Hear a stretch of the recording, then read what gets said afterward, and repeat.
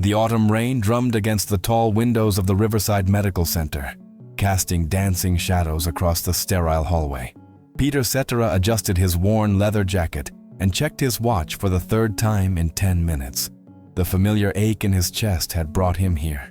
Not the physical kind that doctors could fix, but the deeper pain that comes from losing someone you've loved for 37 years. He'd been visiting his late wife's doctor, Dr. Martinez, for what had become a monthly ritual. Not because he was sick, but because this place held the last conversations they'd shared, the final moments when hope still lived in her eyes. The hallway still echoed with her laughter, even though she'd been gone for 8 months now. As Peter walked toward the elevator, a commotion erupted from the children's oncology ward. Raised voices, the sound of someone crying, and then a crash as something metal hit the floor. He paused, his hand hovering over the elevator button. "Please, just give us more time," a woman's voice pleaded, thick with desperation and exhaustion. "He's only 7 years old.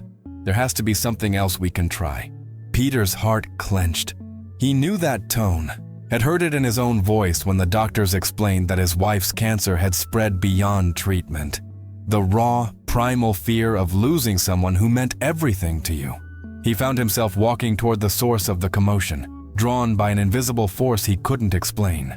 Through the partially open door of room 314, he could see a small boy lying in a hospital bed, his bald head barely visible above a mountain of blankets. Beside him sat a woman in her early 30s, her dark hair pulled back in a messy ponytail, her clothes wrinkled as if she'd been sleeping in that chair for days. Standing near the foot of the bed was Dr. Chen, a kind-faced oncologist Peter recognized from his wife's treatment. Her expression was gentle but firm as she spoke to the woman. "Mrs. Rodriguez, I understand this is incredibly difficult to hear, but Miguel's condition has progressed beyond what our current protocols can address. The experimental treatment in Houston, it's expensive, and even then, there's no guarantee." The woman, Mrs. Rodriguez, looked up with eyes red from crying but blazing with determination. "I don't care about guarantees, doctor. I care about my son. He's all I have left in this world." Peter noticed the small details that painted a picture of their struggle. Mrs. Rodriguez's hands, rough and calloused from manual labor, the way she clutched a worn purse that had seen better days, the single suitcase in the corner, suggesting she'd been living here at the hospital. On the windowsill sat a small radio, the kind that construction workers carried to job sites. The little boy, Miguel, stirred in his bed and opened his eyes, large, brown, and surprisingly bright despite his illness. When he saw his mother's distressed face, he reached out a small hand to touch her arm. "Mama," he whispered in a voice barely above a breath. "Don't cry. I'm okay." But Mrs. Rodriguez couldn't stop the tears. She leaned down and kissed his forehead, her shoulders shaking with silent sobs. Peter felt his own eyes growing damp. The scene before him was like looking into a mirror of his own recent past. Except this time, it was a child fighting for his life instead of the woman he'd married at 22. Dr. Chen continued with clinical gentleness. "The treatment center in Houston specializes in pediatric cases like Miguel's. Dr. Patterson's team has had some remarkable successes with children who have the same type of tumor. But the cost?" She paused, clearly struggling with the reality of healthcare economics. "The treatment itself is $340,000, not including housing and living expenses for the duration." Mrs. Rodriguez's face crumpled. I work double shifts at the hotel downtown. I clean offices at night. I've saved every penny for 3 years, but I only have $8,000. The insurance won't cover experimental treatments." She looked down at Miguel, who was trying to stay awake, his small fingers wrapped around a stuffed elephant that had clearly been his companion through countless hospital stays. "What about fundraising?" Dr. Chen suggested gently. "Sometimes the community." "I tried," Mrs. Rodriguez interrupted, her voice breaking. "The church helped raise $2,000. My co-workers at the hotel contributed what they could, but it's not nearly enough. And time." She couldn't finish the sentence. Peter found himself stepping forward, though he wasn't sure why. The family looked up, surprised to see a stranger in the doorway. "I'm sorry," Peter said softly. "I couldn't help but overhear." I was visiting someone and he gestured vaguely toward the hallway, then focused on Miguel. What's your name, son? The boy's eyes lit up slightly. Miguel Angel Rodriguez, he said with a shy smile. I'm 7 3/4. Miguel Angel, Peter repeated, crouching down beside the bed. That's a strong name. Do you know what it means? Miguel shook his head. It means God's messenger, Peter explained. My grandmother used to tell me that people with names like yours have special purposes in life. Mrs. Rodriguez watched this interaction with curiosity and wariness. She'd learned to be protective of her son, especially with strangers. Are you a doctor? Miguel asked, his young voice filled with innocent hope. Peter smiled sadly. No, son. I'm a musician. My name is Peter. Like Peter Pan? Miguel's eyes widened with delight. Something like that? Peter chuckled. Do you like music, Miguel? The boy nodded enthusiastically, then looked toward the small radio on the windowsill. Mama plays music for me every day. She says it helps me get better faster. Mrs. Rodriguez, who had introduced herself as Carmen, explained, music was the one thing we could afford that made him smile during the worst days. When the pain was too much, when the treatments made him so sick he couldn't eat, I'd put on the radio and we'd listen together. Peter noticed how Carmen's voice softened when she talked about music, how her whole demeanor changed. There was something there, a story beneath the surface. What kind of music do you like, Miguel? Peter asked. Everything, the boy replied. But Mama likes the old songs best. She knows all the words to hundreds of songs. Sometimes she sings to me when I can't sleep. Carmen blushed slightly. It's nothing special, just something to help him rest. But Dr. Chen, who had been listening to this exchange, smiled knowingly. Carmen, you're being modest. I've heard you singing to Miguel during his treatments. You have a beautiful voice. Peter looked at Carmen with new interest. You're a singer? Oh no, Carmen said quickly, waving her hand dismissively. I used to dream about it when I was younger. But life happened, you know. Miguel came along when I was 24 and his father, she trailed off, clearly not wanting to go into that story in front of her son. She could have been famous, Miguel piped up with the proud conviction that only a child can possess about their parent. Mama sings like the ladies on the radio. Sometimes people at the hotel stop what they're doing just to listen when she hums while she works. Peter felt something stir in his chest, a recognition, perhaps. The way Carmen deflected attention from her talent, the way she'd put aside her dreams for her child's needs, the quiet dignity with which she carried herself, despite her circumstances. It reminded him of his own early days, before Chicago became famous, when music was just a dream that seemed impossibly far away.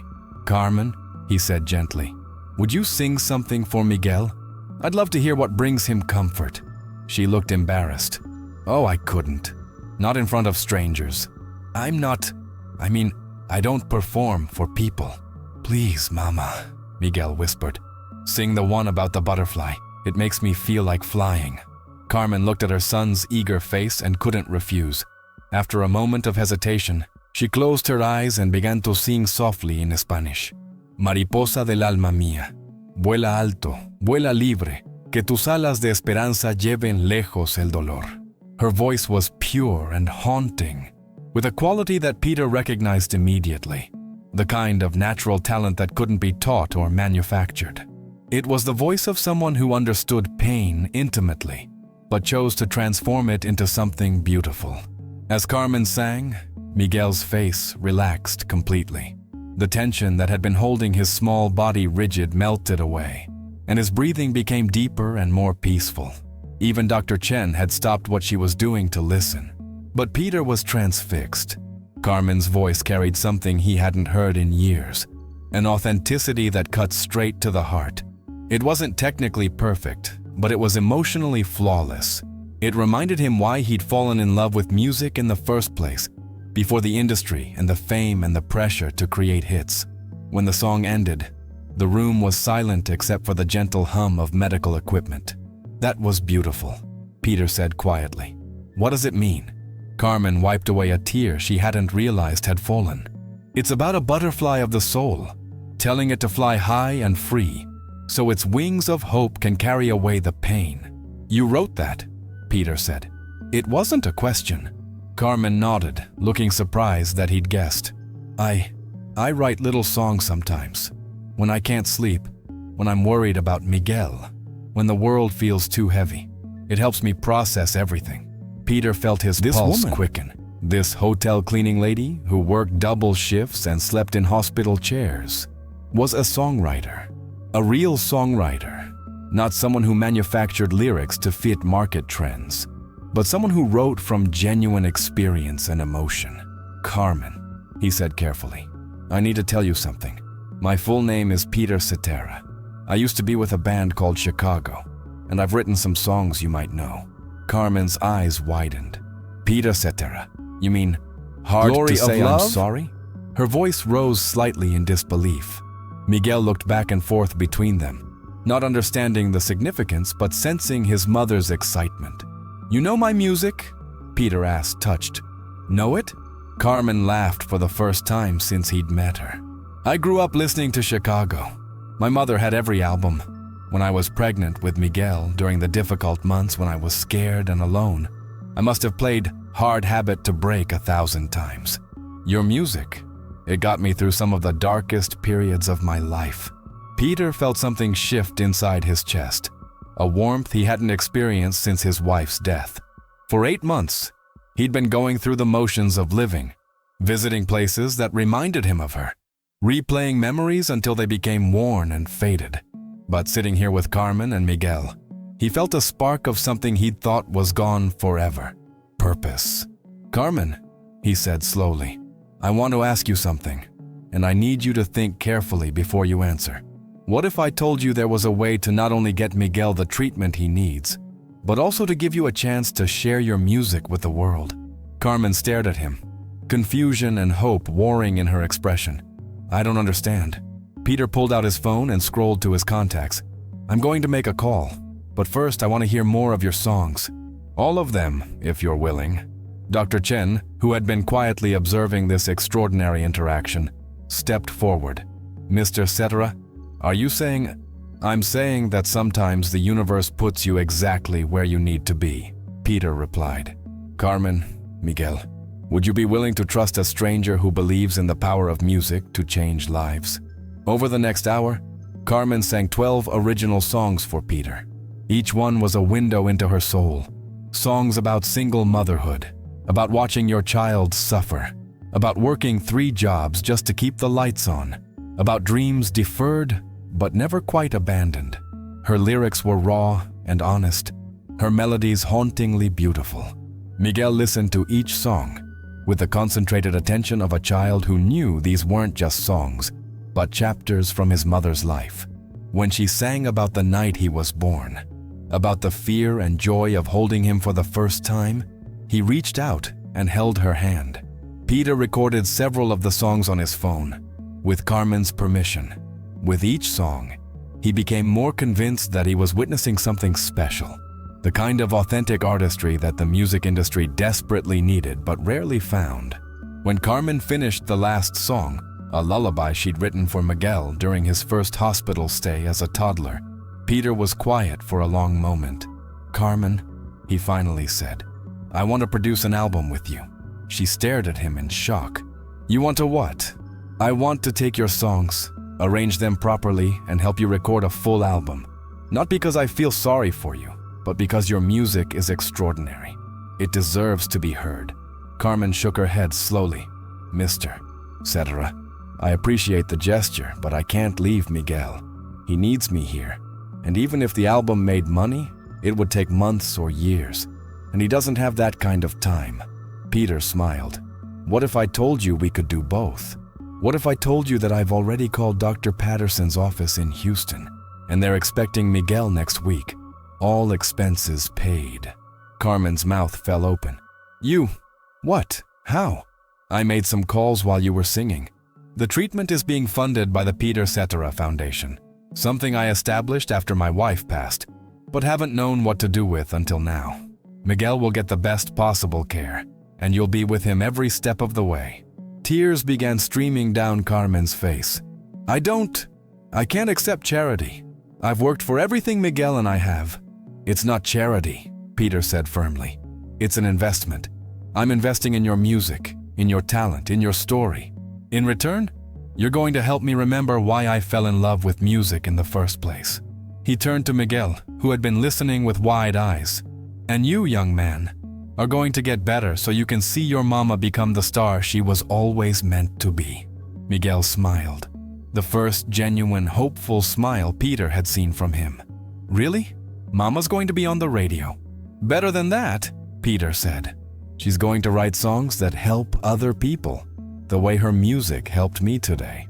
Dr. Chen, who had been making notes throughout this conversation, looked up from her clipboard. Mr. Cetra, Dr. Patterson's team in Houston is expecting you on Monday. I've already forwarded Miguel's complete medical history. This is extraordinary. Carmen was sobbing now, but they were tears of relief and gratitude, not despair. I don't know how to thank you, she whispered. Don't thank me yet, Peter said. We have work to do. While Miguel is getting treatment, we're going to spend every free moment working on your album. I want to capture not just your voice, but your story. The world needs to hear about the butterfly who learned to fly even when her wings were broken. Over the next 3 weeks, as Miguel underwent treatment in Houston, Peter and Carmen worked together in ways that surprised them both. Peter had brought a portable recording setup, and they turned Miguel's hospital room into an impromptu studio during the hours when he was sleeping or in treatment. Carmen's songs began to evolve under Peter's guidance. He helped her refine melodies, suggested arrangement ideas, and encouraged her to dig even deeper into her emotional well. But more than that, he learned from her. Her authenticity reminded him of what music was supposed to be. Not a product, but a form of communication, a way to touch other people's souls. You know, Carmen said one evening as they worked on a song called Midnight Shift about her years cleaning office buildings after Miguel went to sleep. I used to imagine that someday I'd meet one of the musicians whose songs got me through the hard times. I never imagined I'd get to work with them. Peter looked up from the guitar he'd been tuning. What did you imagine you'd say to them? Carmen thought for a moment. Thank you, I guess, for making me feel less alone, for giving words to feelings I couldn't express myself, for proving that someone understood what it felt like to hurt and hope at the same time. And now? Peter asked. Carmen smiled. Now I want to be that voice for someone else. I want some other single mother, working 3 jobs and scared she's not enough for her child, to hear these songs and know she's not alone. Miguel's treatment progressed better than anyone had dared hope. Dr. Patterson's experimental therapy was working, not just halting the tumor's growth, but actually shrinking it. By the end of the 3rd week, the scans showed significant improvement. It's remarkable, Dr. Patterson told them during a consultation. Miguel's responding to the treatment faster than we typically see. His attitude, his emotional state, having his mother here, seeing her pursue her dreams while caring for him, I think it's contributing to his healing. Miguel had indeed become invested in his mother's music project. He'd listened to the rough recordings Peter and Carmen made each day, offering the kind of honest feedback that only a 7-year-old could provide. This song makes me want to dance, he'd say. Or, this one sounds like you're remembering something sad but happy at the same time. His favorite was a song Carmen had written called Little Warrior, inspired by watching Miguel face his illness with incredible courage. That's my song, he declared proudly. Mama wrote it about me being brave. Peter had never experienced anything like this collaboration. Working with Carmen was like rediscovering music through fresh eyes. Her lack of formal training meant she approached songwriting with an intuition and emotional directness that had been polished away in most professional musicians. I've been making music for 40 years, he told her one night as they finished recording a particularly powerful ballad called Empty Chairs, about the people we lose and the spaces they leave behind. But I think these might be the most honest songs I've ever been part of. Carmen looked at him curiously. Why do you think that is? Peter considered the question. Because they're not trying to be anything other than true. You're not writing for radio play or chart positions. You're writing because you have something to say. Is that unusual? Carmen asked. Peter laughed, but there was sadness in it. More unusual than it should be. By the time they returned to Chicago 6 weeks later, two miraculous things had happened. Miguel's tumor had shrunk by 70%, putting him well on the road to recovery. And Carmen had recorded what Peter believed was the most emotionally powerful album he'd ever produced. They called it Mariposa, Butterfly. But Peter's involvement in Carmen and Miguel's story didn't end with the album's completion. As Miguel continued his follow-up treatments back home, Peter found himself becoming a part of their daily lives in ways that surprised everyone, including himself. He'd drive Miguel to appointments, help Carmen navigate the complex world of record labels and publishing deals, and most importantly, he discovered something he thought he'd lost forever: a new family. "You know," Carmen said one evening as they watched Miguel play in the small apartment Peter had helped them move into, a place close to the hospital, but worlds away from the cramped room above the laundromat where they'd been living. "I keep waiting for you to disappear, for this all to turn out to be some kind of dream."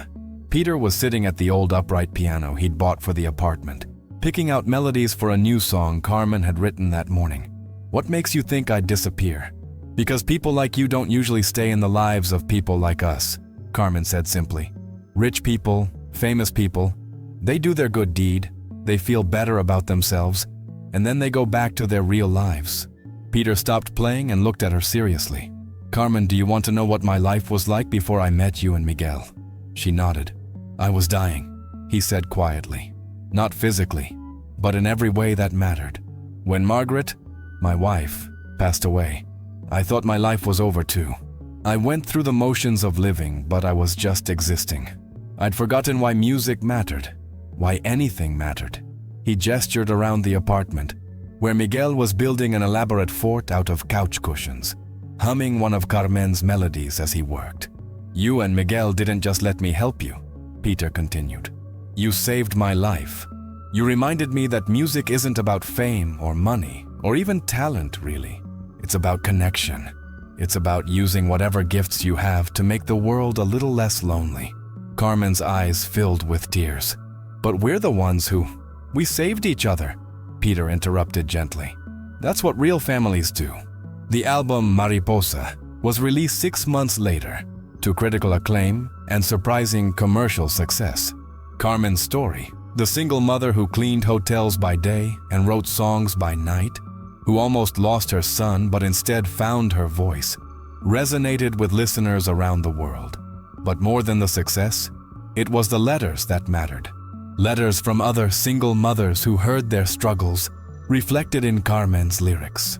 Letters from people facing illness who found strength in songs like Little Warrior. Letters from anyone who had ever felt invisible, thanking Carmen for making them feel seen. "This one's from a woman in Nebraska," Carmen read to Peter and Miguel one evening, going through the week's fan mail. She says empty chairs helped her through her father's funeral. She says it was the first song that actually captured what grief feels like. Miguel, now cancer-free and back in school, looked up from his homework. "That's good, right, Mama? When your songs help people? That's the best thing in the world, mijo," Carmen replied, ruffling his hair. Peter watched this scene with deep contentment.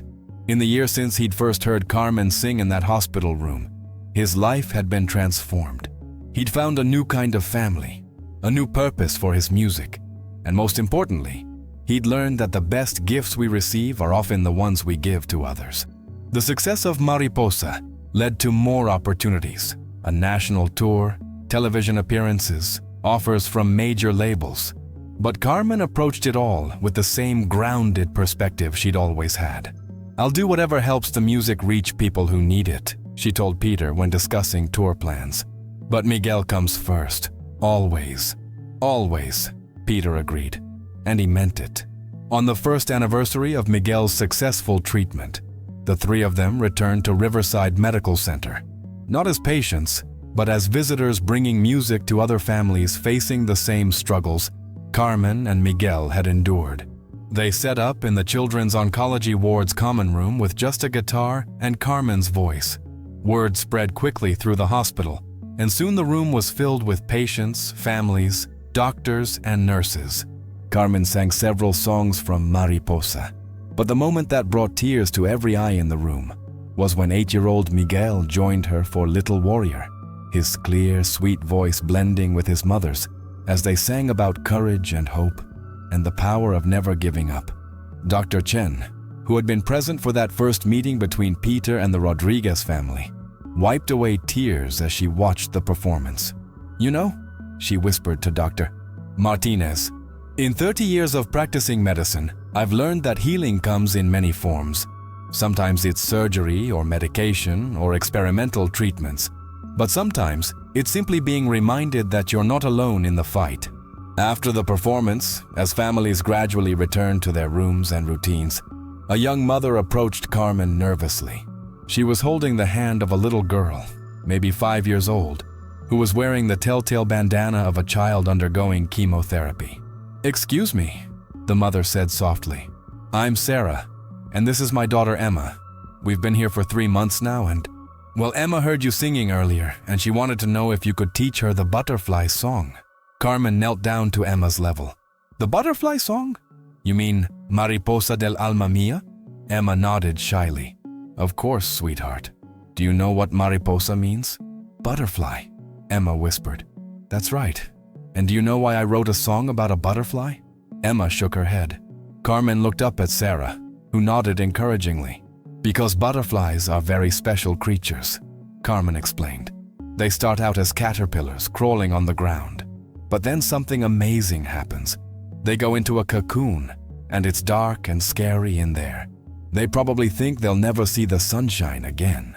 Emma was listening with rapt attention. "But when they come out," Carmen continued, "they're completely transformed. They have beautiful wings and they can fly anywhere they want to go. The dark time in the cocoon wasn't the end of their story. It was just the beginning of something even more wonderful." Emma's eyes grew wide. "Like me, am I in a cocoon?" Carmen felt her throat tighten, but she kept her voice steady. "I think you might be, sweetheart. And when you come out, you're going to have the most beautiful wings anyone has ever seen." That evening, as they drove home, Miguel was unusually quiet in the back seat. "What's on your mind, buddy?" Peter asked, catching the boy's eyes in the rearview mirror. "I was thinking about what Mama said to Emma about the butterfly," Miguel said thoughtfully. "About being in a cocoon and then getting wings." "What about it?" Carmen asked, turning to look at her son. "I think maybe I got my wings too," Miguel said. "Not the flying kind, but I don't know how to say it. I feel different than before I got sick, like I understand things better." Peter and Carmen exchanged a glance. At 8 years old, Miguel had an emotional intelligence that often surprised the adults around him. "What kind of things do you understand better?" Carmen asked gently. Miguel thought for a moment. "Like how scared you were when I was really sick, but you never let me see it because you wanted to be strong for me. And how Peter was sad about his wife, but he helped us anyway because it made him feel better to help someone else. And how music isn't just about sounds. It's about feelings that don't have other words." Carmen felt tears welling up in her eyes. "When did you get so wise, mijo?" "I think when I was in my cocoon," Miguel said matter-of-factly. "I had a lot of time to think." 2 years later, Mariposa had become more than just an album. It had become a movement. Carmen's story inspired the creation of the Mariposa Foundation, which provided financial assistance to families facing pediatric cancer, while also supporting music therapy programs in hospitals across the country. Peter had officially retired from touring, but he'd never been busier. He spent his time producing albums for artists like Carmen, people with authentic stories to tell and the talent to tell them beautifully. He discovered that this work fulfilled him in ways his previous success never had. "You know what I love most about what we do now?" Carmen asked him one evening as they worked on arrangements for her second album, a collection of songs inspired by letters from Mariposa listeners. "What's that?" Peter asked, looking up from the piano where he was working out a bridge for a song called Invisible Heroes, about the unsung people who keep the world running. "We're not just making music," Carmen said. "We're making connections. Every song is like throwing a stone into a pond. The ripples reach people we'll never meet, but they know they're not alone." Miguel, now 10 and officially cancer-free, was developing into quite the musician himself. He'd learned to play guitar from Peter and had inherited his mother's gift for melody. More importantly, He'd inherited her understanding that music was a tool for healing. "I want to write songs for kids in the hospital," he announced one day. Songs that help them not be scared. And so the circle continued. The boy who had once been the patient became the healer. The woman who had cleaned hotels became the voice for the voiceless. And the famous musician who had lost his way found a new path in helping others find theirs. On a warm spring evening 3 years after that first meeting in the hospital, Peter, Carmen, and Miguel were performing at a benefit concert for the Mariposa Foundation. As Carmen sang the final notes of the song that had started it all, Mariposa del Alma Mia, Peter looked out at the audience. There were faces of all ages, all backgrounds, all circumstances. Some were cancer survivors, some were caregivers, some were musicians, some were just people who had found meaning in Carmen's story. But they were all connected by something larger than themselves, the understanding that music has the power to transform pain into beauty, isolation into community, despair into hope. As the applause died down, Carmen stepped to the microphone one final time. "When I first sang this song," she said, her voice carrying clearly through the auditorium, "I was a desperate mother in a hospital room, trying to comfort my dying son. I thought I was just singing to help him sleep. I had no idea that this song, this simple lullaby about a butterfly learning to fly, would change our lives so completely."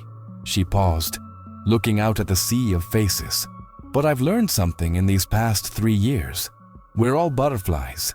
We all go through dark times that feel like cocoons, illness, loss, fear, loneliness.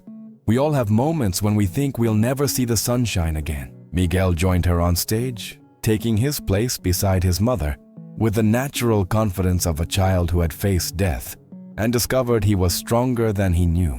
"But if we're brave enough to trust the process," Carmen continued, "if we're willing to help each other through the darkness, we discover that we all have wings. We all have the ability to fly, to transform, to become something more beautiful than we ever imagined possible." Peter, standing at the piano, began to play the opening chords of Mariposa del Alma Mia one more time. "This song is for everyone who has ever felt broken," Carmen said as her voice joined the melody. "This is for everyone who has ever helped someone else find their wings. This is for the butterfly in all of us." As mother and son sang together, their voices harmonizing in perfect unity, Peter felt a profound sense of gratitude wash over him. This wasn't the life he had planned. When he'd walked into that hospital 3 years ago, he'd been a grieving widower going through the motions of living.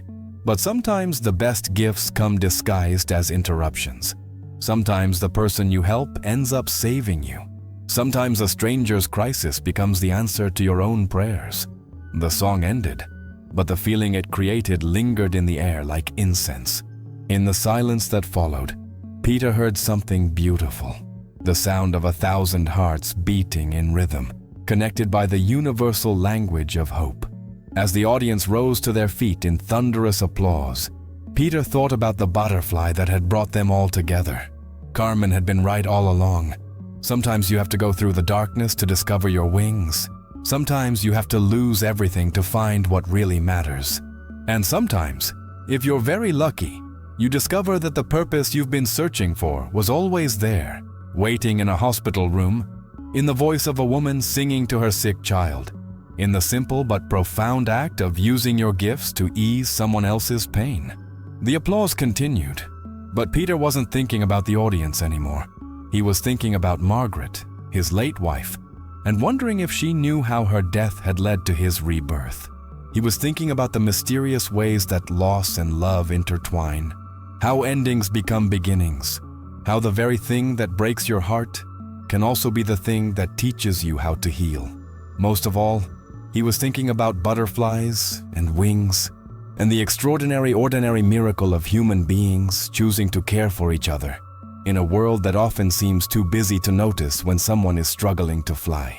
As the curtain came down on another evening of music and connection, Peter Cetera knew with absolute certainty that he had found his way home. Not to a place, but to a purpose. Not to fame, but to family. Not to success, but to significance. And in a small apartment across town, where pictures of butterflies lined the walls and the sound of laughter filled the rooms. A little boy was falling asleep to the sound of his mother humming softly, secure in the knowledge that sometimes miracles come disguised as strangers, and sometimes the most beautiful songs are born from the deepest pain. The butterfly had learned to fly, and in teaching others to spread their wings, had discovered that the greatest gift you can give another person is not money or fame or even healing, but simply this: the unwavering conviction that they matter, that their story has value, and that no one has to face their cocoon alone. In the end, that's what love looks like. Not grand gestures or perfect moments, but the daily choice to see the extraordinary in the ordinary, to hear the song in the silence, and to believe, despite all evidence to the contrary, that broken wings can still learn to fly. Never underestimate the power of a kind heart. The person you help today might be the one who teaches you how to heal tomorrow. And sometimes, the most beautiful music comes not from concert halls or recording studios, but from hospital rooms where desperate mothers sing lullabies to sleeping children, creating melodies that change the world one heart at a time. Years passed, and the impact of that chance meeting in the hospital continued to ripple outward in ways none of them could have imagined. Miguel, now a teenager, had not only survived his cancer, but had become an advocate for other young patients. His natural charisma and hard-won wisdom made him a powerful speaker at medical conferences and fundraising events. When I was 7, he would tell audiences of doctors and donors, "I thought being sick meant I was broken. But my mom taught me that sometimes being broken is just the first step to becoming something stronger." Carmen's second album, Invisible Heroes, had earned her a Grammy nomination. But more importantly, it had established her as a voice for working families across America. Songs like Third Shift Lullaby and Paycheck to Paycheck became anthems for people who felt overlooked by society, but kept the world running with their quiet dedication. Peter, now in his 70s, had found a peace he never thought possible after Margaret's death. His home had become a gathering place for the extended family that had grown around the Mariposa Foundation. On any given evening, you might find him playing piano while Miguel worked on homework. Carmen wrote lyrics at the kitchen table, and various young musicians they'd mentored over the years dropped by to share their latest songs. "You know what's funny?" Carmen said to Peter one evening as they sat on his back porch, watching Miguel teach guitar to a group of kids from the local children's hospital. "I used to think success meant having enough money to stop worrying. Now I realize success is having enough purpose to stop feeling empty." Peter nodded, thinking about his own journey. Margaret used to say that we spend the first half of our lives climbing mountains, and the second half learning that the view from the top isn't nearly as beautiful as the people you meet on the way up. "She sounds like she was a wise woman," Carmen said softly. "She was," Peter replied, "and I think she would have loved you and Miguel. She always believed that music was supposed to bring people together, not set them apart." As if summoned by their conversation about her, a memory surfaced in Peter's mind. Margaret, weak from chemotherapy but insisting on going to a Chicago concert, tears streaming down her face as she watched him perform. Hard to say I'm sorry, for what they both knew would be the last time.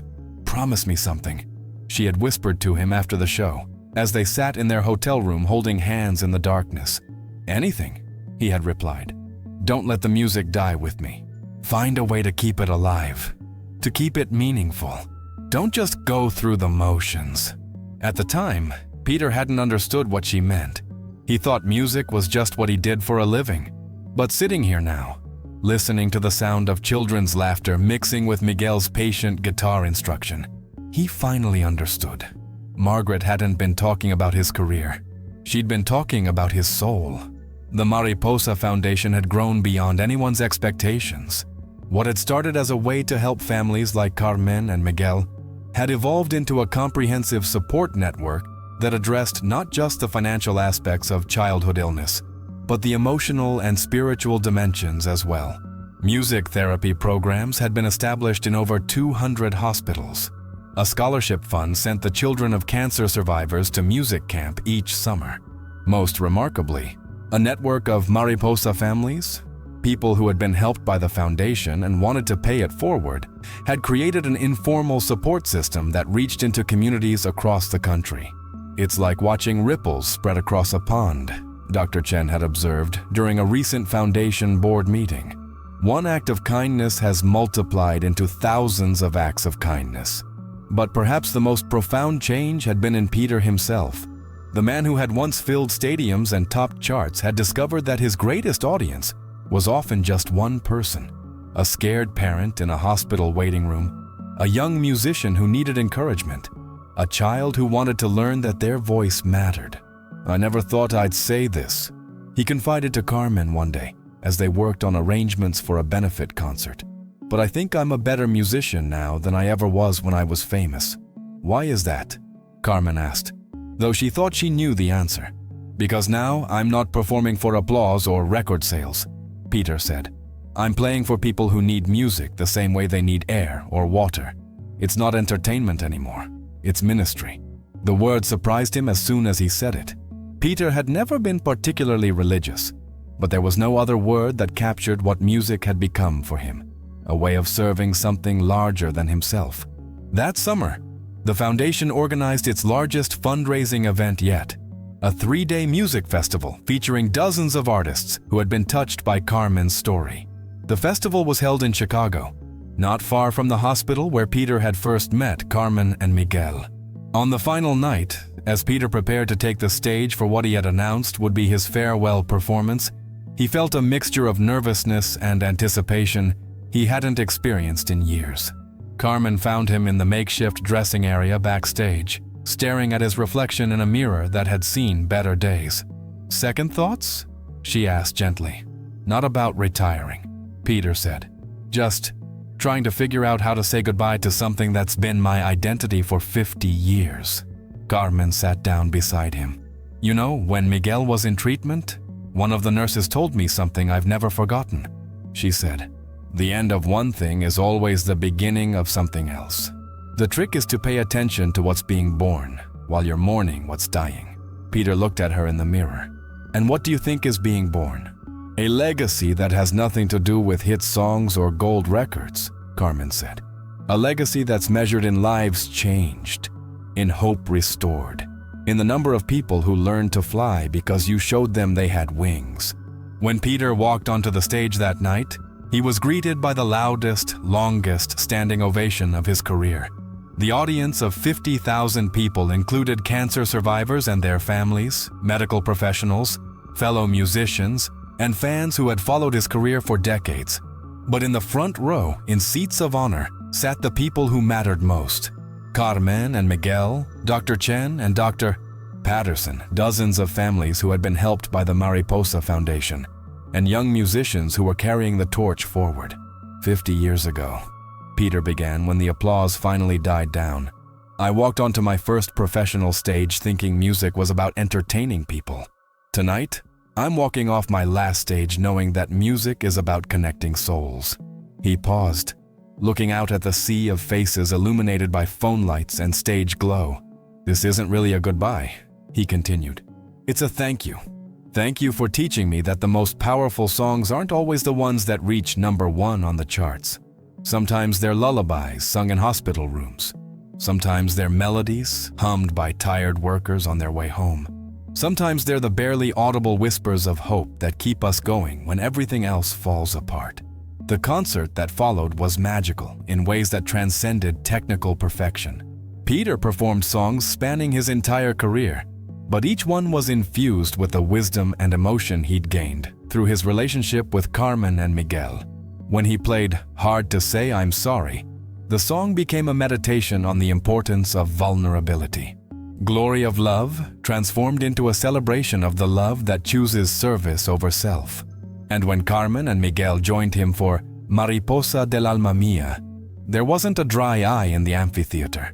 But the moment that would be remembered long after the last note faded was when Peter invited every cancer survivor in the audience to join them on stage. Hundreds of people, from toddlers to grandparents, made their way forward until the stage was completely filled with living testimonies to the power of hope. as this impromptu choir sang the final chorus of Mariposa, their voices creating a sound that was far from perfect, but absolutely beautiful. Peter felt Margaret's presence more strongly than he had since her death. He could almost hear her whispering, "This is what I meant. This is the music that matters." After the concert, as the crowd slowly dispersed and the equipment was being packed away, Peter found himself alone on the empty stage for a few moments. The silence was profound after hours of music and applause. Miguel appeared beside him, no longer the scared 7-year-old Peter had first met, but a confident 16-year-old who had survived cancer and was now helping other kids do the same. "Are you sad?" Miguel asked. Peter considered the question. "I thought I would be, but I'm not. I'm grateful." "For what?" "For learning that the best songs aren't the ones you write," Peter said. "They're the ones you help other people find in themselves." Miguel nodded with the understanding that comes from having faced mortality at a young age. "Mama says you gave us a chance to fly, but I think we all gave each other wings." As they walked off the stage together, Peter realized that Miguel was right. The miracle hadn't been one-directional charity, but mutual transformation. A famous musician, a hotel maid, and a sick child had found each other at exactly the moment when they all needed healing, and in the process of saving each other, had discovered something profound about the nature of love itself. The years that followed Peter's retirement were perhaps the richest of his life. Free from the pressures of touring and recording, he devoted himself completely to mentoring young artists and expanding the Mariposa Foundation's reach. Carmen continued to record and perform, but always with the understanding that her platform came with responsibility. Her third album, Common Ground, featured collaborations with artists from diverse backgrounds, all united by the theme that music could bridge any divide. Miguel surprised everyone by choosing to study medicine rather than music, though he remained deeply involved in the foundation's work. "I want to heal people the way Dr. Chen and Dr. Patterson healed me," he explained. "Music will always be part of what I do, but I want to fight cancer from the other side now." On a quiet Tuesday evening in late autumn, exactly 10 years after their first meeting, Peter, Carmen, and Miguel returned to room 314 at Riverside Medical Center. The room had been renovated and now served as a music therapy space, complete with instruments, recording equipment, and comfortable seating for families. A plaque on the wall read, "The Mariposa Room, where hope takes flight. Donated in memory of Margaret Cetra, and in honor of all the butterflies learning to use their wings." "Can you believe it's been 10 years?" Carmen asked, as they stood in the room where their lives had intersected so dramatically. "Feels like yesterday and forever at the same time," Peter replied. Miguel, now tall and mature, but still carrying the gentle wisdom of someone who had faced darkness early and emerged into light, walked over to the piano in the corner. "Do you remember the first song you sang here, Mama?" he asked. Carmen smiled. "Mariposa del alma mia. Will you sing it again?"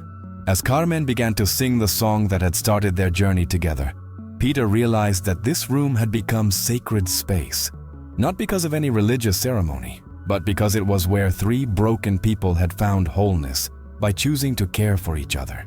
The song ended, but its echo seemed to linger in the air, mixing with the sounds of the hospital around them.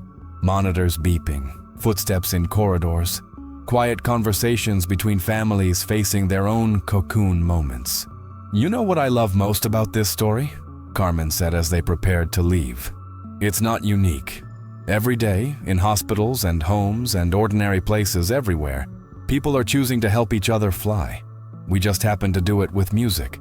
Peter nodded, thinking about all the letters they'd received over the years from people inspired by their story to reach out to someone who needed help. Teachers mentoring struggling students, neighbors caring for elderly residents, strangers becoming friends over shared challenges, the ripples of kindness spreading in directions they'd never know. As they walked through the hospital corridors one last time, past rooms where new stories of courage and connection were being written every day, Peter felt a profound sense of completion. Not the completion that comes from finishing something, but the deeper satisfaction that comes from knowing your life had served a purpose larger than yourself. Outside in the parking lot, as they said their goodbyes before going their separate ways, Miguel hugged Peter with the fierce affection of a son for a father. "Thank you for teaching me that being famous and being important are two completely different things," the young man said. Peter hugged him back, feeling the strength in Miguel's arms. Strength that had been built not just through recovery from illness, but through years of using his experience to help others facing similar battles. "Thank you for teaching me that the most beautiful music comes from broken hearts that choose to keep singing," Peter replied.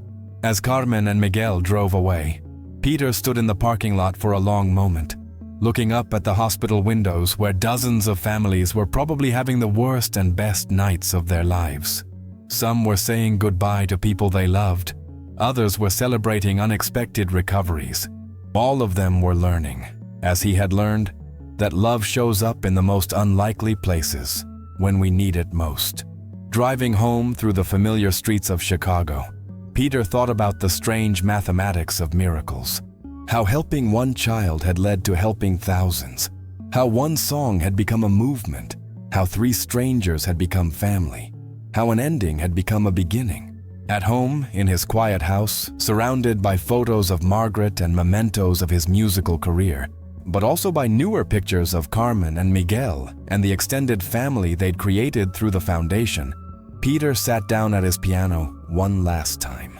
Not to compose a new song, those days were behind him, but simply to play, for the pure joy of music, for the memory of his wife who had urged him to keep the music alive, for the future represented by young people like Miguel, who understood that true success was measured not in what you achieved for yourself, but in what you made possible for others. The melody that came from his fingers was simple and sweet, neither complex nor sophisticated, but true. It sounded like gratitude. It sounded like love. It sounded like the song a butterfly might sing if butterflies could sing. A song of transformation, of hope, of wings learning to spread and fly. And in that moment, in the silence between the notes, Peter Cetera knew with absolute certainty that he had lived well. Not perfectly, not without mistakes or regrets, but purposefully. He had used his gifts to serve something larger than himself, and in the process, had discovered the secret that eludes so many people who spend their lives chasing success. The deepest satisfaction comes not from what you accomplish, but from who you become in the process of lifting others up. The music ended, but the love it represented would continue. In the families helped by the foundation, in the young artists inspired by Carmen's story, in the patients comforted by music therapy programs, in the endless ripples of kindness spreading through a world that often forgets how much power lies in simple human connection. Somewhere across town, a mother was singing to her sick child. Somewhere else, a stranger was about to do something kind for someone they'd never met. And somewhere in between, the invisible threads that connect all our stories were weaving themselves into patterns of hope that would outlast any individual life, any single song, any moment of fame or recognition. This is how love works. This is how healing happens. This is how ordinary people become extraordinary. Not through grand gestures or perfect moments, but through the daily choice to see the sacred in the mundane, to hear the song in the silence, and to believe, despite all evidence to the contrary, that broken wings can still learn to fly. In the end, Peter Cetera's greatest hit wasn't a song that topped the charts. It was a life that proved the simple but profound truth that we are all connected, we all matter, and we all have wings. We just need someone to help us remember how to use them. Never underestimate the power of a kind heart. The person you help today might be the one who teaches you how to heal tomorrow. And sometimes, the most beautiful music comes not from concert halls or recording studios, but from hospital rooms where desperate mothers sing lullabies to sleeping children, creating melodies that change the world one heart at a time. Because in the end, we're all butterflies, learning to fly. If this story touched your heart, please take a moment to like this video and subscribe to our channel for more inspiring stories of ordinary people doing extraordinary things. Share it with someone who needs to be reminded that they matter. that their struggles are valid, and that even in the darkest moments, there is always hope for transformation. Leave a comment below and tell us about a time when a stranger's kindness changed your life, or when you had the opportunity to be that stranger for someone else. Your story might be exactly what someone needs to hear today. Because we're all in this together, and sometimes the wings we help others find are exactly the ones we needed to discover ourselves.